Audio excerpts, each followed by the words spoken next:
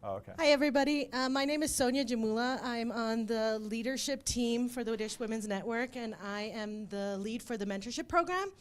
The mentorship program was definitely one of the top 3 things that we heard in the survey the year before that people wanted. So we've been working on it for the better part of a year, and it's morphed into many things. But what we decided on was that we wanted to make it more of a self-serve program that people could go in, pick a mentor, connect with a mentor, and then basically drive the program on their own. We didn't want to have hands on the project. We just wanted to provide a platform for that. So some of you may have seen we had sent out a survey a while ago to gauge interest in it, and many people signed up for it. So after a lot of bumps in the road, we have launched the platform. Currently, a week and a half ago, we sent out an email to the mentors, the people who signed up for mentorship, and we asked them to build profiles on the Jive platform. We have a map portal there. All mentors will go in, if you haven't already, go in and build your profile. Following that, when we have a sufficient amount of members on the platform, what we're going to do is we're going to send an email out to all the mentees. They can go in, they can pick a mentor based on a skill set and continue their mentorship journey with them for as long as they want or as short as they want. And throughout the year, we're going to have a few activities that are going to be going on. We started with a speaker that came a few months ago to speak about effective mentorship. Now we have Brandon, who's also part of the team, the MAP team. He's a lead specialist. He is going to talk about skills and strategies to basically make sure you have an effective mentorship relationship, but be it mentee or mentor. So go ahead and take it off, and then we'll give you a little more information towards the end about what the next steps are. All right. Can you guys hear me? Good, good in the room, good on the mic. We've got a bunch of people streaming in on Dish View for this, so we'll do what we can to make sure that they feel as integrated into this as possible. So great to be here with you guys, everybody. My name is Brandon Twine. As Sonia said, I work on the lead team, so we focus a lot on leadership development, team effectiveness, executive coaching. So mentoring is really something that we're passionate about, that I'm very passionate about. Really excited that the DWN is sponsoring a way for people to connect as mentors and as mentees. And so that is what I'm here to do today, is to share some strategies and skills so that when you start a mentoring relationship, some kind of engagement for mentoring, that you've got some basics under your belt and that you've got some skills to use, expectations to have, and so on. So if I do a good job over the next 54 minutes, it looks like 12:06, then hopefully you'll walk out of here with some of that good information. And Sonia was talking about the MAP website. So in case you guys aren't aware of it, so MAP stands for Mentor and Advisor Program. That's right, DWN, MAP. So there's a pretty good website built in Jive, and it's got a lot of great information in it to start with. So you'll notice that there's no handout that has been put in front of you at your desktops here. So my intention is to point you all towards those resources. A lot of different documents that you can download, that you can print, that you can just take a look at if you don't like paper. So I want to encourage you guys to go to that. Nonetheless, I'm going to share with you a lot of things on screen and verbally so that you've kind of got both things to work with. So here's our outline for today. So we're going to talk about a little bit about what is mentoring, why should people care about mentoring. Really not going to talk about that too much because I'm assuming if you're here, you're really interested. How many of you were at the Terra Powers talk in the fall that Sonia just mentioned? Few of you guys were, okay. How many of you have some inkling of what mentoring is all about? How many of you have no clue and you just came here to take a breather? All right, nobody, good.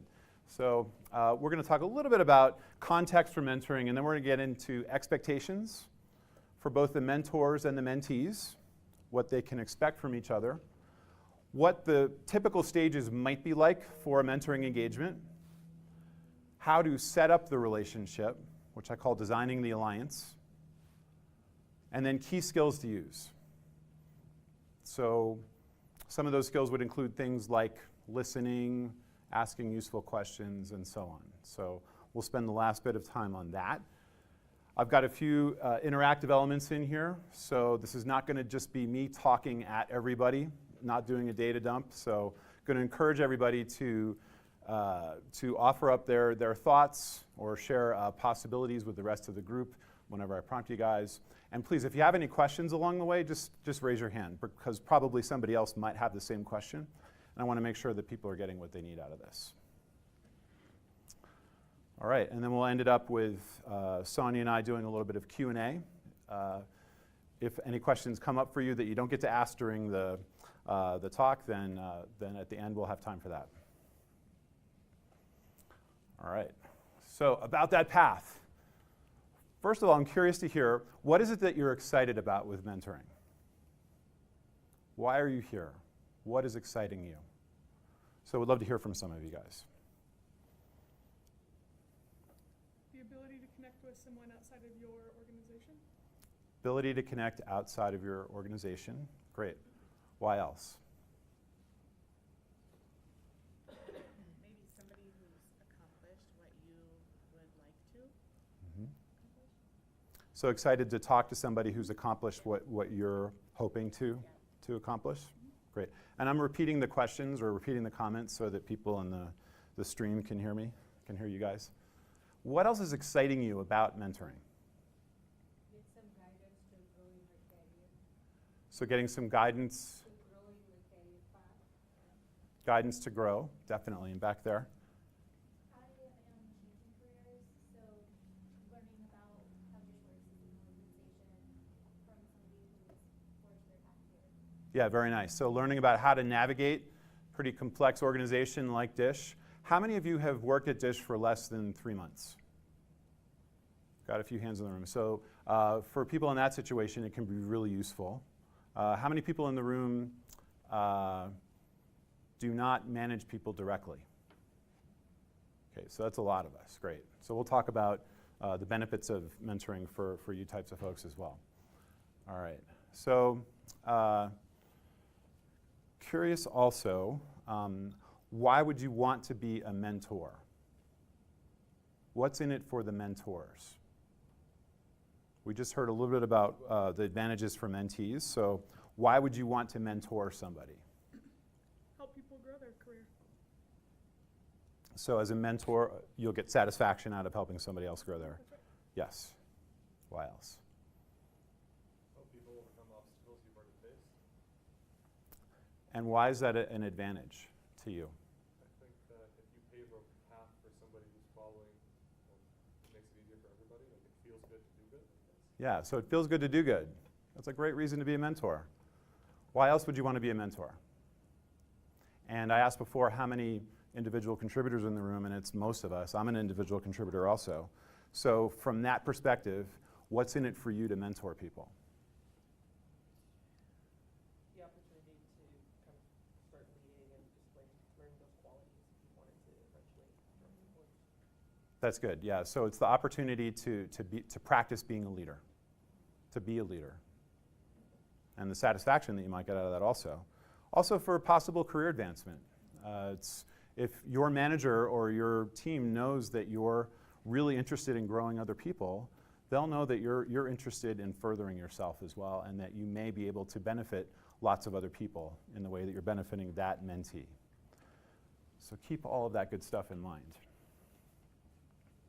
So let's talk about the stages. So let's say you've been connected, if you're a mentor or a mentee, you've been connected with that other person. Whether it's through the DWN map site and the tool that is on there to help connect people with specific skill areas, or you've found a mentor or a mentee in some other fashion. So typical stages, kind of on a broad level, so you've connected with that person. And by the way, before I get too much further, I didn't want to repeat what Tara's talk was, but want to make sure that everybody's clear on the different reasons why people might engage in a mentor relationship, from what is it that they're looking to get out of it. Talked about that a little bit before, but specifically those would be skills. So looking to be taught or mentored in some skill area. We talked about that. It might also be just generally to grow as a professional. It might be that you need somebody to talk to. Sometimes circumstances can be difficult. You don't know who to turn to. You could use just somebody to be a sounding board or to listen to you. So for all those reasons and more, people will connect. And once they've done that, then you want to set a direction. Be intentional with your mentoring relationship. That would be both the mentor and the mentee being intentional. We'll talk about what that looks like. And once you've got things set, then you're partnering together. In the best case, a mentoring relationship is a partnership.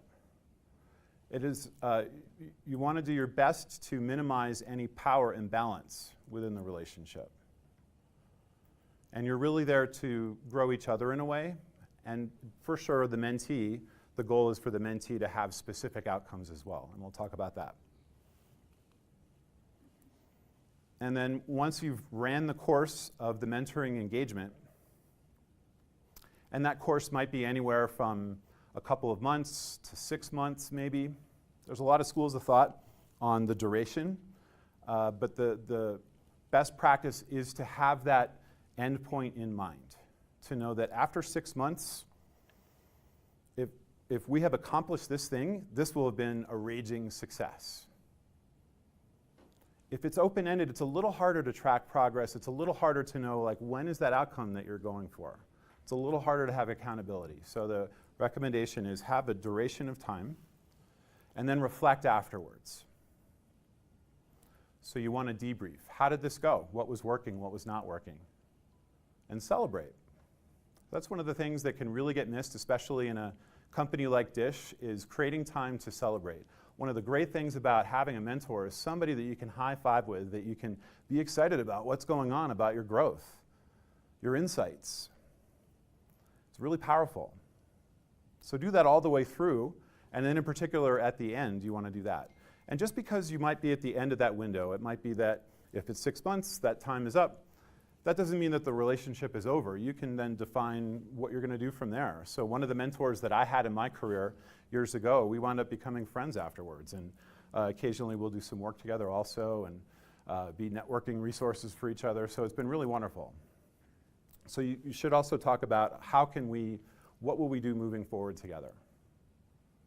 And it's helpful also for mentors to know that there's actually an end to their commitment in case they won't continue to have time available for that. So make sure that you follow something like these steps. And again, this is just guidelines, and you'll find what will work for you. Recommend that you do that with your mentee or with your mentor, is to customize it to what's going to be useful for you guys. So designing your alliance. That's what I call being intentional with the relationship. So I'm curious, first of all, who in here has had a mentor before? Okay, so for any of you, did you set the parameters, design what the relationship was going to be like in advance? So a little bit yes, a little bit no. Anybody who did, do you remember what were some of the things that you spoke about? How you were going to partner together? Anybody in Viewland? No? Okay. All right, well, I have some suggestions. So first of all, deciding how are you going to measure success? How will you know if the mentee is progressing in a way that they wanted or that the mentor had hopes for them? And once again, if this is wildly successful, what's going to be the outcome? So being intentional with keeping your eyes on the prize. How will you practice accountability with one another? It could be really easy to go into a place of a mentee commits to certain actions to progress towards their goal. They aren't able to do them. and it can not necessarily be productive, the conversation that comes out of that. So really encourage something to the effect of being curious about what happened, what got in the way, and how can we design something together that you will be able to take steps that you can actually be successful at. Or accountability around, you did something really well and it was great, so high five. Agreeing on confidentiality. So a lot of times, especially if you're working with a mentor or mentee in the same company as you, same organization as you, things are going to be discussed that you're really going to want to make sure that there's privacy, that it will not leave that conversation. Like we say in the lead programs, what happens in Vegas stays in Vegas. So you want to make sure that as a mentee, you can trust that mentor, because you may need to talk about stuff that's difficult. You're having a problem with your boss. You're having difficulty with colleagues or an internal partner. You need to be able to trust that you can just kind of walk through your emotions, your thoughts, your ideas, and know that that won't rebound on you in a bad way. Similar for a mentor. Mentor needs to know that they can disclose some stories about when they've been in a similar situation, or talk about what's real now, and know that that will not be leaked. So one way that a mentor would, there's one way that a mentor would need to break confidentiality. So anybody have a guess what that would be? So when they hear something from their mentee, what might be a thing that they'd need to disclose to somebody? Exactly. So if they are potentially a threat to themselves or others, or to the business, and there's got to be a lot of weight to that. And a best practice here would be for the mentor to go talk to an HR partner. Go talk to their HRA and say, hey, I'm not quite sure, should I escalate this in some way? So hopefully that will never happen, but you have a responsibility as a mentor for this. How will we handle conflict? So what if we don't get along? Has anybody ever had difficulty with their mentor? Anybody had a mentor relationship that just went sideways? I see one smile. Yeah, what happened? I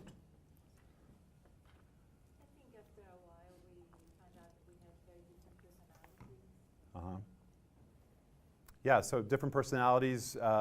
A lot of things might come up. You might have the best intentions.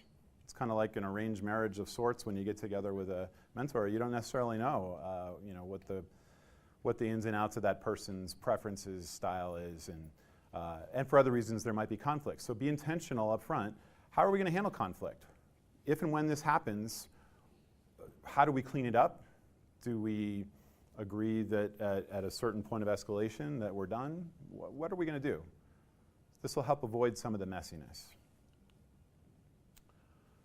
What do we need to know about each other up front to make this successful? So kind of like what I was just saying, you may not be able to know all of their personality from the get-go, but as a mentor and a mentee, it would be important to put on the table, this is what I need from a mentor, because I can tend to lose track of my commitments. I can be kind of squirmy. So like me, I can be really squirmy, because if I'm trying to change something that I can't change on my own and I need a mentor support, probably that mentor is not going to have the easiest time working with me, because that's the way I operate. So maybe if you're like that, your mentor should know that. And likewise, what does the mentor need to tell you so that they can be the most effective mentor for you? What do you need from each other would be another way to look at that. What do we expect of each other? We'll talk about expectations a little bit more in a minute, but you want to make sure that that's clear. What should we expect from each other? How will you practice feedback? Another important thing.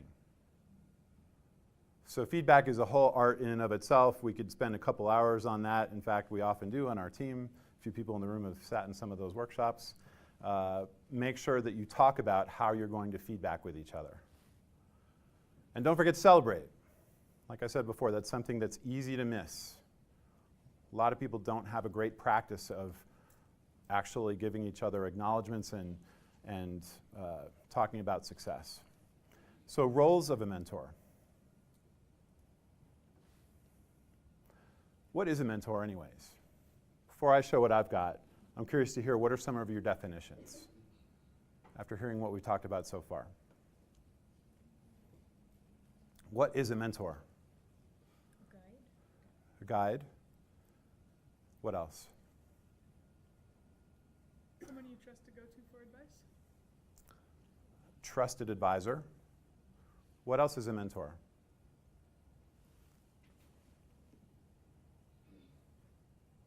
A friend. It could be a friend, absolutely. A friend in need. Good examples. So here's some more. So we talked about advisor. So a sounding board, somebody who's been there where you're looking to go, somebody who knows the systems here, the organization at Dish. You may want to avoid this. Maybe you should pursue that. Go talk to this person. A teacher. So on a skills level, helping your mentee get certain skills. And this is the basis of a lot of mentoring relationships, especially if it's within a team. So when I started Dish almost 2 years ago, Lori DeLue, who's on our team, was my mentor for the first 3 months, and she was awesome at helping me get up to speed on a lot of the systems and skills that I needed to be successful. So for onboarding mentoring, this would be an important facet. Somebody who challenges you. If they see that you're up against the wall, some kind of a self-imposed barrier, challenging you to get through that. Challenging you to create stretch goals for yourself. Challenging is really important. Not always easy for some people who mentor because they don't want to push somebody so far that they think that they might fail. Well, in fact, challenging people to really push themselves can help them get much further than they thought they could anyways. So don't make assumptions about where to challenge and not challenge. Somebody who's a role model. So that's really huge. So you are modeling lots of kinds of behaviors when you are mentoring somebody, both within the conversations and when they see you as a professional. So know that the behaviors that you do, the actions you take, the results that you get are being witnessed and taken in by your mentee. So a networker, we talked about that before. So in Dish, that could be a real asset. Somebody who can introduce you to folks that would be helpful for you, expand your relationship base here in the business. You never know when it might be helpful to tap on some of the people that you meet through your mentor. And then a coach. So helping mentees discover their potential, unlock their potential, get to some place that they didn't think that they could get to on their own. And there's a lot of blurry lines between all of this. So I'm an executive coach. I think of coaching really as assuming that somebody has their own answers. They've got their own inherent creativity. They just have some kind of internal block in terms of getting to whatever change they're wanting to create. A mentor is pretty similar. I'd say a mentor is kind of like a coach, but also with some of these other hats as well that a coach doesn't always put on.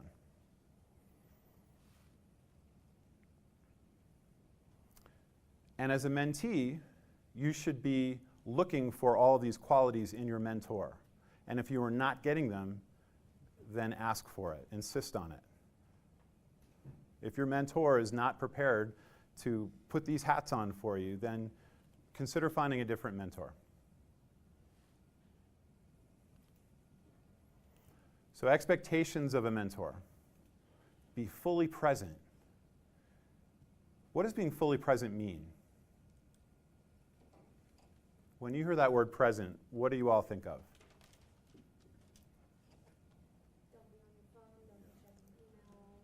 Right, so when you're in the meeting, don't be on your phone, don't check email, minimize your distractions. What else does present mean? Over. Be late to the meeting to start. Just like Don't be late. to follow through your commitments, so you're gonna something you like. Right, follow through on your commitment, don't be late, actually physically be present. We have a, Someone on Dish View said their focus on you. their focus is on you. Right, yes. Actively listening. Active listening. What is active listening? Absorbing what they're saying before you respond, and being able to take that time to listen to what they're saying and then take a moment to respond. So absorbing what they're saying, really listening, and not jumping into your own response before they're done talking. Right? So presence can mean all of those things and much more. It's really being attuned to another person. being engaged with them. Be prepared. So if there's anything, a particular topic that you need to bring some information about, or any kind of a skill you're helping them to learn, make sure that you're prepared for that conversation. Encourage and appropriately challenge your mentees, so we talked about that just a minute ago. Listen to their ideas. So a lot of times mentors can learn things from their mentees. And maybe they've got ideas, a perspective that you hadn't thought about. And then you could help build on that together. Setting realistic expectations and at the same time stretch expectations. So you want to make sure that you're setting those up. Supporting growth experiences. So encouraging mentees to put themselves into development circumstances, go learn, go read, do whatever they need to do to help them get to their goals. Give honest feedback. You're not doing anybody any favors as a mentor if you don't call it as you see it. Don't assume that you're taking care of your mentee by not giving them some straight truth. Do it with kindness, do it with empathy, but be straight up with your feedback. Don't give them the feedback sandwich. Anybody know what the feedback sandwich is? So it's like something nice, something hard, something nice. Don't do that. Like, tell them something straight up. Help them build some resilience to hear something, information that they need to create a change. Make time available and honor your scheduled meetings. One of the worst things you can do as a mentor is to postpone a meeting and then either not reschedule it or then reschedule the reschedule. What do you think that message is to the mentee when a mentor does that? That they're not important. And it's when people are really busy, it certainly happens at DISH, people are very busy here. And reschedules happen all the time for other kinds of meetings, so why not these? Well, if you do that and you kick the can down the road too far, then you pretty much have torpedoed the relationship. And stay curious. Got the CPAW posters back there, so in case you forgot what that C stands for. So be curious, always be curious. And help them be curious as well. So expectations of mentees. Similarly, from a lot of these are going to be the same as for a mentor. So commit to your set meetings. What do you think the message is to a mentor if as a mentee you reschedule and then reschedule?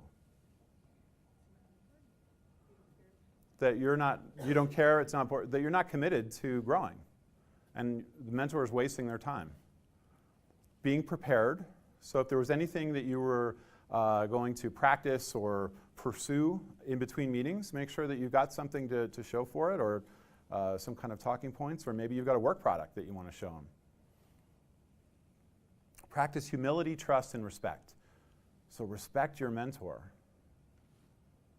If you find that you can't, then maybe you're in the wrong relationship. Practice humility. There is going to be something that your mentor, some kind of wisdom that they can share with you, and look past any ego stuff that could potentially arise so that you can actually hear what they're saying and be humble about it. And that will all develop trust. Teach and learn from one another. Like we said before, a lot of times mentors can learn many things from their mentees. So possibly on a skill level, possibly on a networking level, possibly on a how to show up in the world. So the student teaches the teacher. It's a reciprocal arrangement, and approach it like that.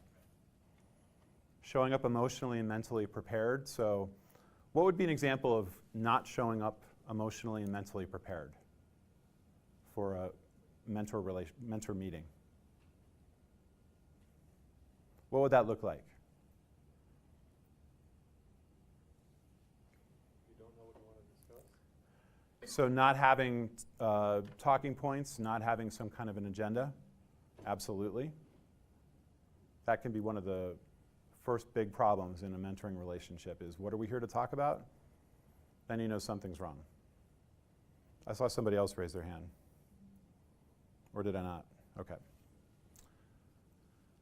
Communicating roles and expectations for the relationship. So that, again, would be designing the alliance. So it's up to the mentee to do this as well. Having a defined plan with specific goals. So we kind of talked about that before. So the mentee needs to know this is intentional and what am I here to accomplish?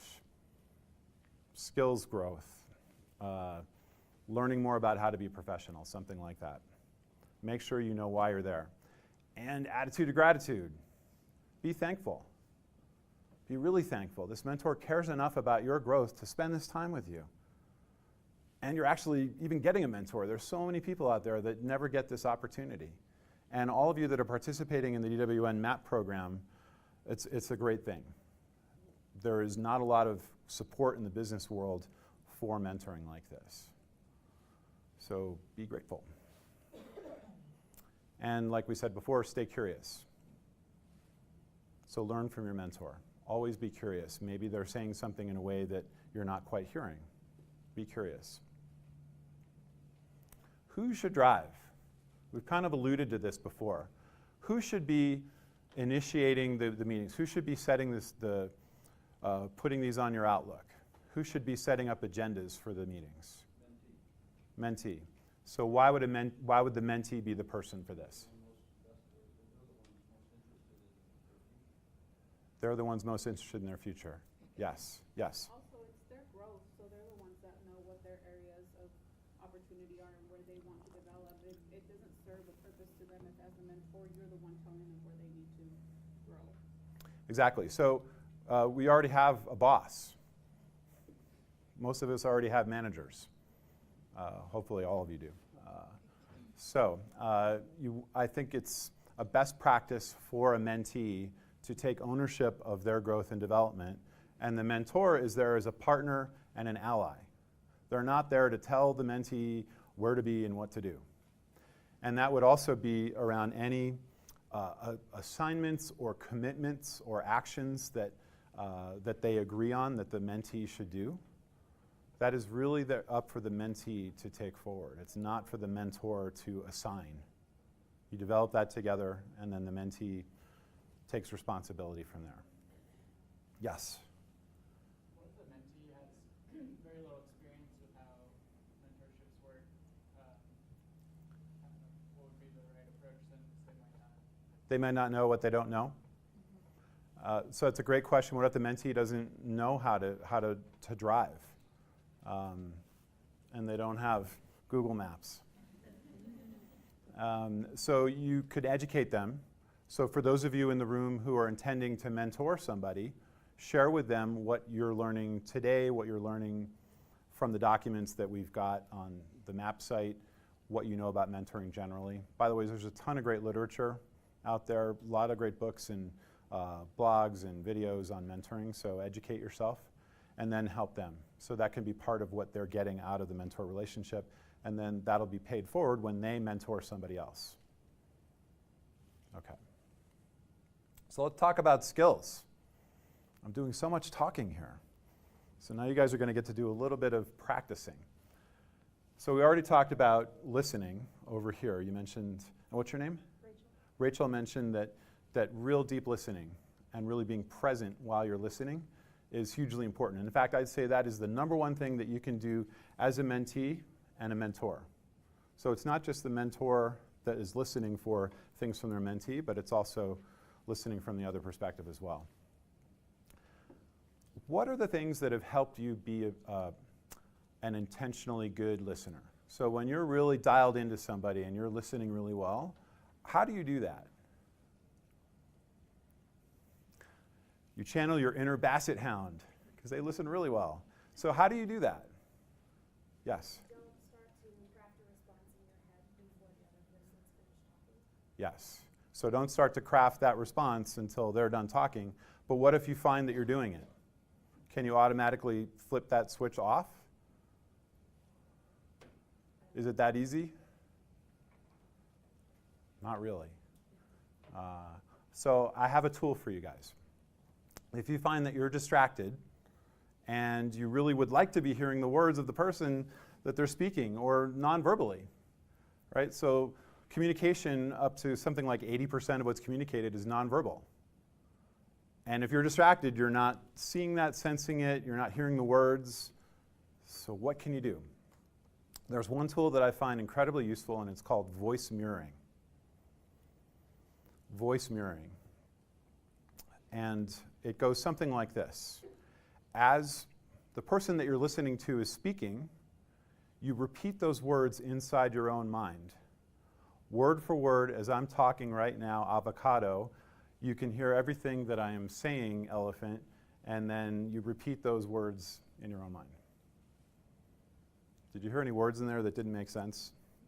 Or were you thinking about that email that you got to send after this, right? So that's what happens. We, as human beings, are very skilled at being distracted. In fact, we often seek distraction. So we've trained our brains not to be attuned and not to listen. So voice mirroring, if you notice that you're thinking about something else, you really need to listen and witness, try voice mirroring. So I'm going to ask you guys to experiment a little bit right now, practice this tool with each other. So if you could turn and find a partner. I don't know if we have an even or odd number of people in here, but we're going for one-on-one conversations. So everybody who's streaming, if you're sitting next to somebody who's also streaming, you can do that.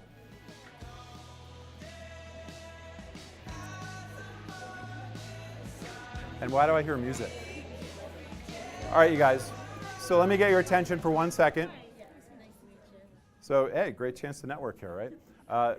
So for 2 minutes, pick one of you, and one person for 2 minutes will talk about a project that they're really excited about. Could be a work project, could be something going on at home. Just talk about something for 2 minutes. And the job of your partner is to voice mirror the whole time. So again, you're repeating every word that you're hearing mentally. So you've got 2 minutes, and go.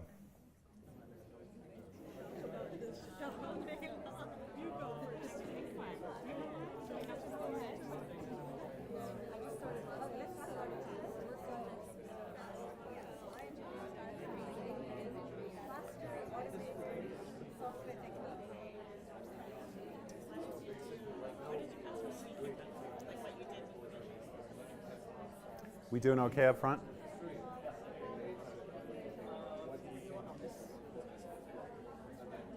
Just stay a little bit forward, because I can catch, we can do a shot where it catches you, it looks really, really nice.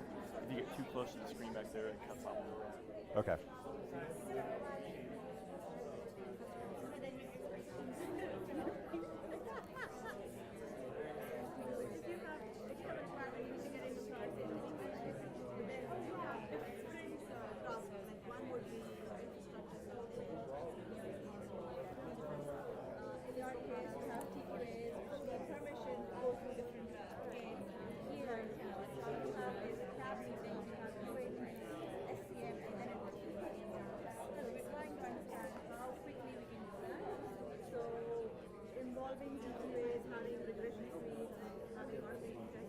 And that's 2 minutes. And that is the end of that monologue. What was that like? For the listeners, how did the voice mirroring go? It was hard? What was hard about it? Yeah. So if I could get everybody's attention. So we had a comment back here that it was hard. And what were you saying? That you saying some really interesting things. I wanted to ask questions about those things. Yeah. Right. Yeah. So you wanna ask follow-up questions. You're curious, right? So that's great. We're in that curiosity cap, and there's times where you really just still need to listen for a little while. So a good thing to practice. What about for the people talking? What was that like? Business as usual for me. Business as usual. You will listen and you will like it.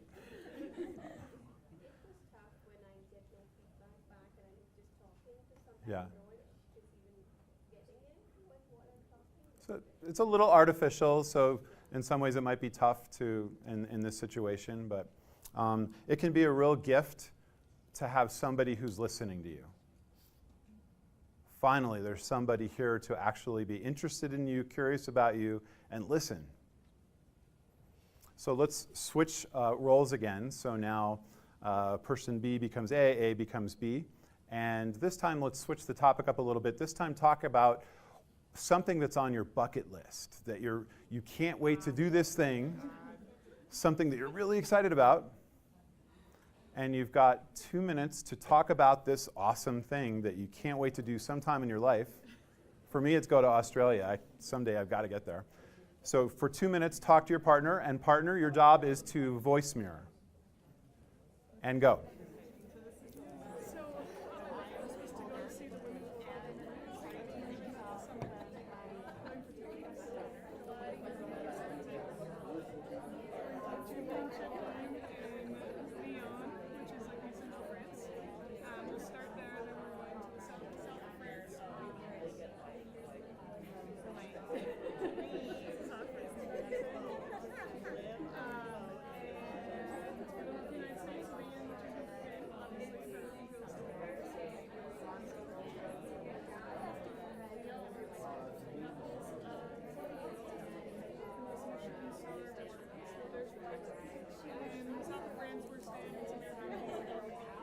of France.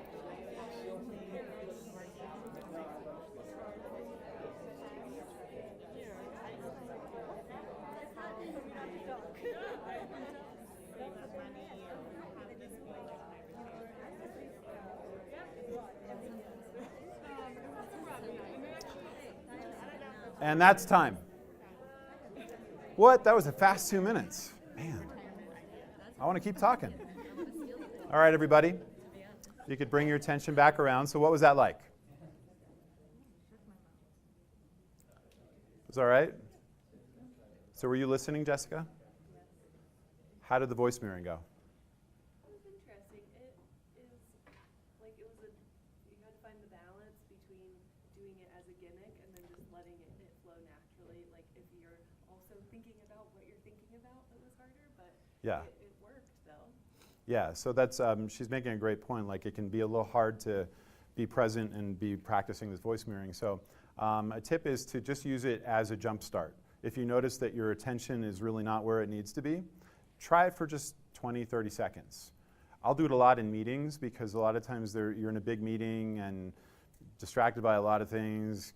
Got to stop at the grocery store when I'm on my way home. Can't forget to get the milk.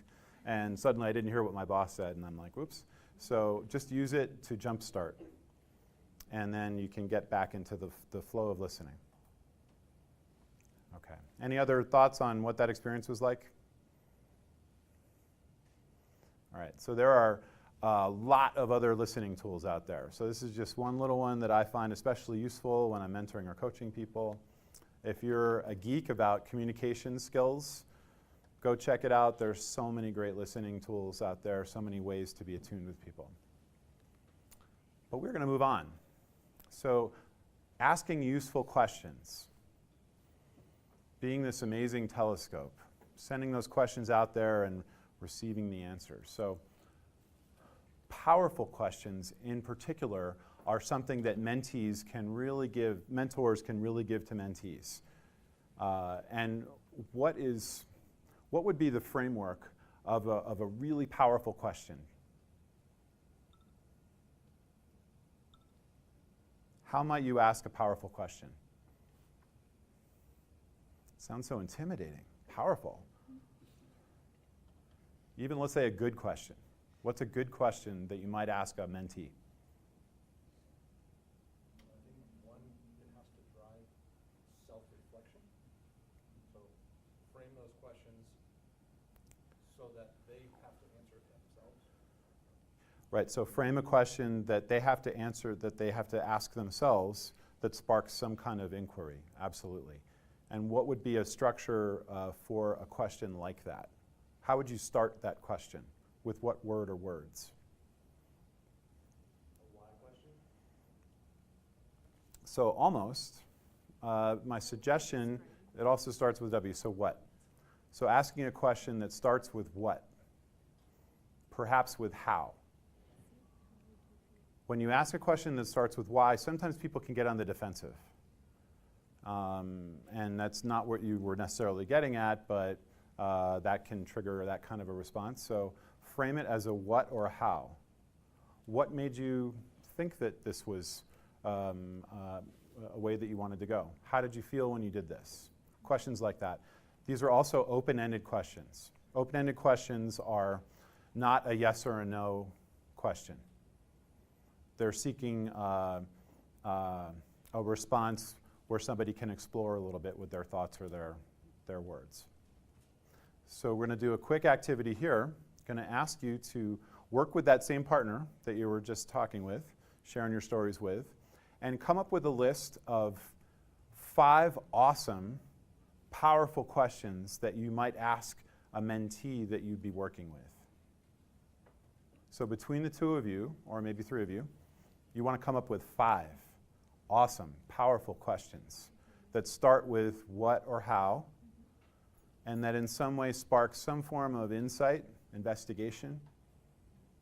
So come up with your best, and then we'll check back in. I'll give you guys 1 minute.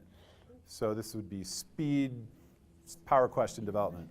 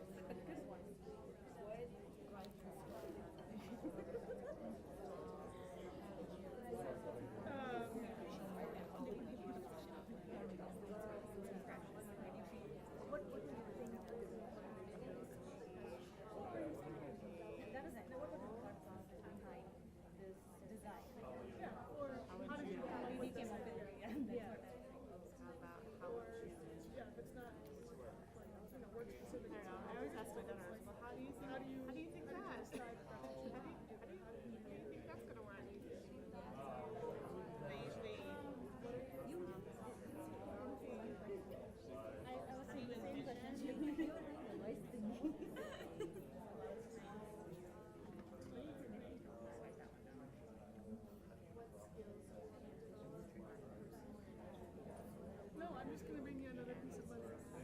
Yes, the coin. Okay, that was 1 minute. It was a fast minute, a hot minute. Anybody come up with 5 in a whole minute? Maybe 1 or 2, 4. Hey, how many did you guys get, Sanibur? 6, 7. 6 or 7, nice. All right, so what was one? What was the best one? How did you decide to come up with this design or something? How did you decide to come up with this X? Yeah. Somebody else, what's the best one that you and your partner came up with? Who had the most powerful question in the room or out in the streaming world? Yes. We had somebody say, What are you already doing to move towards this goal or this skill? Great question. What have you already done so far? Somebody else. Powerful question. What makes you think I can help? Great, yeah. So that would be all about inflection. You want to be careful how you say that. All right, other examples. Sorry. How can I help? Yes. How can I help? Also, what do you need from me? That can be maybe the most powerful question that you can ask anybody. What do you need from me? In fact, it doesn't even have to be in a mentoring relationship. None of what we're talking about is limited to mentoring relationships. What do you need from me? How can I help? Any other examples? Yes? What are the next steps going forward? Right, so keeping it action-oriented, forward-looking. What are the next things that, the next steps that you're going to take? By the way, I love that, what are you going to do? So kind of make sure there's a lock on a commitment there. Not what might you do, but what are you going to do? All right. If you're curious about more powerful questions, just go to the DWN map site. There are several different resources in there that have all the goods, especially a document from Tara Powers, who was the speaker on mentoring back here a few months ago. So she shared with us about a 20-page PDF document that has a lot of awesome context, goes into much more depth than what I'm doing here. So lastly, empathy. Channel your inner elephant. Are they loving on each other, or is that a fight? I'm not sure. But so practice empathy. So first of all, I'm curious, what is your definition of empathy? Being able to put yourself in the other person's position and understand it from their point of view. So putting yourself in someone else's shoes and really relating to it. Absolutely. What is the difference between empathy and sympathy? Feeling sorry for them. Feeling sorry for them. How is that, what is the effect of that versus really like putting yourself in their shoes? There's no action. No action. You don't care enough to have an action towards it, to do something about it, to help them out. Right, so maybe it's kind of like putting a distance, a barrier between you and the other person. That could be true, yes. What are the other advantages of empathy in particular? Better context. Sorry? Better context on a situation. Better context in a situation. So tell us a little bit more about that. If you really try and like weigh and understand where somebody's coming from, maybe you have a better understanding about how they came to the decision they made, really understanding what kind of emotions they're trying to feel at that point. It's not easy. Yeah. So it's really trying to understand where they're coming from, what's going on for them, getting a little more context that can help you parse through things. Maybe they're not saying things that they're feeling. So the more attuned you are on an empathetic level, the more you're going to know what's going on for them. The more you develop that relationship, that continuity with each other, you're going to be able to read them, both verbally and non-verbally. Empathy is hugely important for that, for building trust, and really just for building a meaningful connection with somebody. There can be a real empathy gap in the business world where emotions aren't necessarily as valued as other skills. And I will tell you that emotional intelligence is maybe the most important skill that you can bring to the workplace. I think a few people have probably told that in the room before. An essential part of emotional intelligence is feeling empathy for other people and expressing that empathy. And that'll be hugely important as a mentor. And as a mentee, you need to be looking for that. If your mentor is not empathetic to you, to things that are going on for you or feelings that you're having, you need to insist on that, or you need to be in a different mentoring relationship. So as a mentor, expand your capacity to have empathy for people. I don't have enough time to really, I would love to talk about empathy for another couple hours, and I can't. If you're curious about ways to engage with with empathy, a great way to start would be to practice mindfulness. So really become more of an expert in how you think and how you feel, being mindfully self-aware. The more you know yourself, the more you're going to be able to recognize what's going on for other people as well. All right, on that note, I'm done with what I've got, and I'm clicking the forward button and it's not going forward. There it is. Hey. That's right, so we're now going to do some yoga. No. So Sonia and I wanted to take any Q&A that you've got about what I just shared with you, or about the resources that the DWN MAP program has in store for you as well. Got a couple minutes left, so we've got a question from the chat. Question Yes. from the chat is, so if you find the two of you are not a good fit, how do you politely break up the relationship and go to someone else? How do you break up the relationship? Anybody have a suggestion? It's a good question. Not through text. Yeah. Yes. Yeah. What are some of the resources outside work to find mentor, mentee? Gotcha. So great question, and let's just make sure we close the loop on how to do it. I would say do it directly. So if you've designed the alliance up front, you've already figured out the contingency for if this is not working, what are we going to do? And it's going to be different for everybody, but make sure that you've got that plan in advance, and then just speak about it directly. Practice that direct form of communication with somebody. And what was your question over here? My question was, what are some of the resources outside work to develop mentor-mentee relationships? So great question. So resources that are available. We've got some that we point to on the MAP site, so different books and articles. There's a great book by Randy Emilo called Modern Mentoring. And I will share the title for that. I don't think that we've got that on the site, but Randy's been influential in my thinking on mentoring. So Randy, Emelo, Modern Mentoring. And there's just go to TED Talks on mentoring. There's some really good ones on there too. Other questions? Yes. No one else in my office is in the DWN program. How will the mentor program work remotely? So it will work remotely since it is self-driven. First of all, I encourage you to get them on the DWN MAP program. That's a good start. Anybody can join it. So because it's self-driven, they can drive it through phone calls. That was a good suggestion. Email. You can set up WebExes if you want to do it in person. It's, like I said, completely self-driven. So however they want to. If you have a mentor that you in mind that you want to join the program, encourage them to build a profile on the platform and pick them, or just go ahead and make contact with them and get that going yourself. That works too. And it may be that you don't find the mentor that you need through these resources.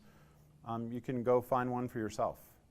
Just if you see somebody who's in a position that you would love to, that you aspire to, or just put the word out. Just trust that you will attract the mentor that you're needing. All right. Is there anything else that people should know about how to kickstart things using the MAP tool?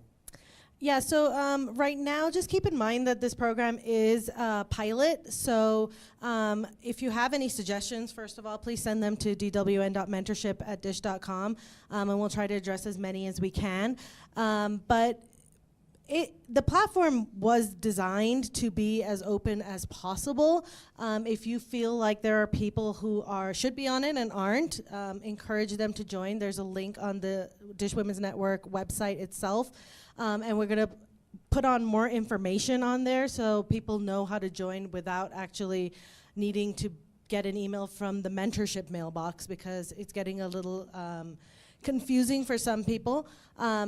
As a mentee, you can go on whenever you want. You can pick out of the mentors that are there, but as a mentor, there is an option on there. If too many people have contacted you and your profile is just awesome, you can turn off the mentorship option on there. So you can set your profile to say that you are not available, and people will not. Your profile will be grayed out, so people won't be able to click on you and pick. But it should be pretty self-explanatory when you go on there. But again, if you have any questions, just contact us at dwn.mentorship@dish.com. The other thing I wanted to say is that throughout the year, we're going to be having a lot of events that we have planned out. We're going to be doing things like mixers, and we're going to be doing some speed networking type events, and we're going to be doing them, we're going to do quite a few of them over the course of the year. So if you don't get an email, if you haven't received communication from the mentorship mailbox, I would just say make sure you're signed up for the Dish Women's Network emails with the program, because we will be sending them through that inbox as well for the larger enterprise folks. All right, so we are past time. Okay. So thank you so much for spending this hour to learn how to grow yourselves and grow other people. It's been a pleasure for me to work with you, and I love this stuff. So if you've got any more questions, want to go a little bit deeper or broader on anything, just ping me. So that's Brandon Twine on the lead team. And it's not working. Thank you.